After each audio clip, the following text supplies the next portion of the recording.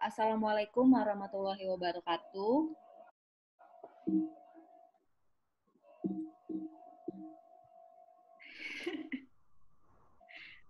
Saya Lisa Dewi Ningtyas dan rekan saya, Saya Rahmi Rini Datau. kami berdua akan menjelaskan tentang action research, di mana penjelasan kami di sini kami buat seringkas mungkin. Jadi pertama kali yang akan kami bahas itu mengenai sejarah dari action research. Nah, sejarah dari action research ini siapa sih yang mencetuskan pertama kali? Yaitu Lewin. Nah, Lewin inilah yang mengusulkan adanya penelitian yang melalui pendekatan siklus yang berulang, yang dimana penelitian ini melibatkan perencanaan apa yang harus dilakukan, mengambil tindakan, ya bagaimana di penelitian ini, dan mencari fakta tentang hasilnya. Nah, ini adalah kata kunci dari action research. Nah, action research ini dilakukan untuk meningkatkan praktik dan penelitian. Action research ini akan menghasilkan pengetahuan baru tentang bagaimana dan mengapa dilakukannya perbaikan. Nah, perbaikan ini adalah perbaikan yang menuju lebih baik. Terus, action research is conducted as collaborative. Jadi, si action research ini atau penelitian tindakan ini dilakukan sebagai hubungan kemitraan secara kolaboratif atau secara bersinergis antara peneliti dan kelompok dalam suatu organisasi atau komunitas yang berpartisipasi dalam proses penelitian action research ini. Nah, the output is actionable knowledge that is usable to both of practitioner and academic communities. Intinya, keluaran dari action research ini merupakan pengetahuan yang dapat ditindaklanjuti. Nah, ini merupakan gambar dari action research cycles atau siklus dari action research. Kan tadi dijelaskan si Lewis pertama kali itu si Lewis ini dia mengusulkan adanya penelitian yang berupa siklus berulang. Nah, ini ini adalah gambar dari siklus action research. Nah, penelitian action research ini dia berlangsung sebagai siklus. Yang pertama ada plan. Plan ini adalah perencanaan. Act ini adalah action atau tindakan. Observe, pengamatan, dan refleksi. Nah, di mana plan, action, observe ini nantinya siklus lagi. Nah, terus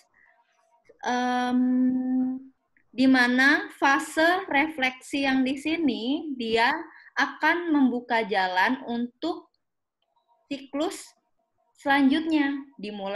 Refleksi ini dimulai dari perencanaan lagi, action, observe, reflect. Nah, reflect ini membuka jalan lagi, plan, action, observe, reflection, dan selanjutnya.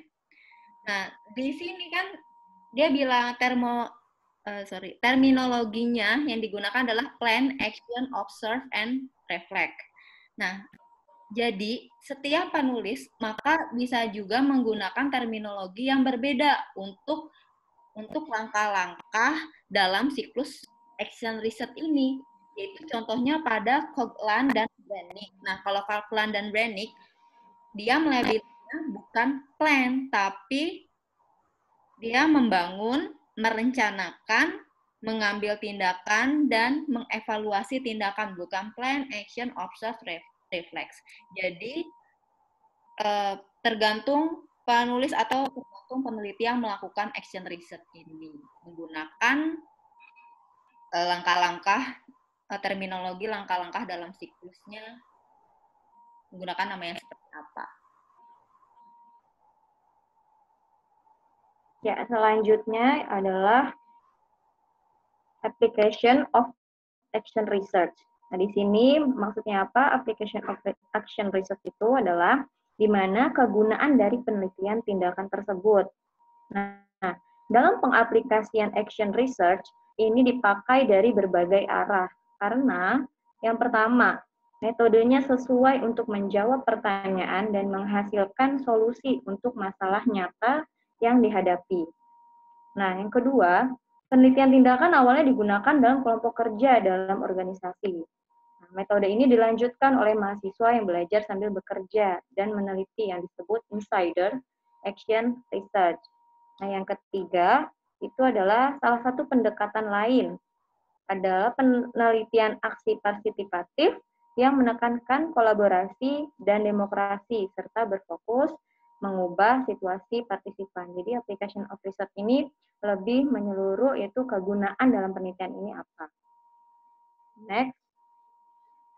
Nah, ini merupakan gambar kedua tentang action research project for a thesis or dissertation. Adapted from Zuber, Secret, and Perry 2002. Jadi, di sini mengambil gambar dari Zuber, Skerrit, dan Perry tahun 2002. Nah, Zuber, Skerrit, dan Skerrit ini menyarankan bahwa sebenarnya ada dua siklus penelitian tindakan yang beroperasi secara paralel. Nah, salah satunya di sini adalah siklus penelitian tindakan inti yang berfokus pada masalah praktis yang harus dipecahkan. Sama dia bilangnya plan, act, observe, and reflect. Nah, terus habis itu, yang lainnya, siklus yang besar yang lainnya ini adalah siklus penelitian tindakan tesis, di mana penelitian terlibat dalam perencanaan, peneliti ini terlibat dalam perencanaan, tindakan, pengamatan, dan refleksi yang berkenaan dengan bagian akademis dari proyek penelitian dan pembelajarannya mereka. Nah, si pendekatan Zuber, Skerrit, dan Perry ini, dia ini mengasumsikan bahwa penelitian action research ini melibatkan siklus penelitian tindakan inti dan siklus penelitian tindakan tesis. Ini salah satu contoh dari action research project-nya dari Zuber, Skerrit, dan Perry. Nah, selanjutnya, action research might be done to improve teaching or supporting learning such questions such as. Jadi, menggambarkan apa sih yang mungkin dilakukan untuk meningkatkan atau disetujui atau mendukung pembelajaran dengan melakukan penelitian tindakan, di mana pertanyaan-pertanyaannya ini seperti apa? Nah, what can I do to enthuse my students? Jadi, apa yang saya bisa lakukan untuk meningkatkan semangat siswa? Terus, what can I do to help students become more analytical? Jadi, apa yang dapat saya lakukan untuk membantu siswa menjadi lebih analitis? Bagaimana saya dapat menolong atau membantu siswa untuk menghubungkan teori mereka dengan praktiknya, dan lain sebagainya. Jadi, action research ini kalau di penelitian pedagogis atau penelitian dalam hal pembelajaran, dia menjawab pertanyaan-pertanyaan seperti ini. Lalu, tujuan dari penelitian tindakan pedagogis, action research, tujuan dari penelitian tindakan pedagogis, ini saya juruskannya kenapa ke pedagogis, karena kita fokusnya ke pembelajaran. Contoh aja sih. Jadi, to systematically investigate, jadi untuk menyelidiki secara sistematis seseorang memiliki praktik fasilitas pengajaran atau pembelajaran dengan tujuan ganda, yaitu berlatih memodifikasi dan dan berkontribusi untuk pengetahuan teoritis. Terus selanjutnya, pedagogical action research involve using a reflective lens.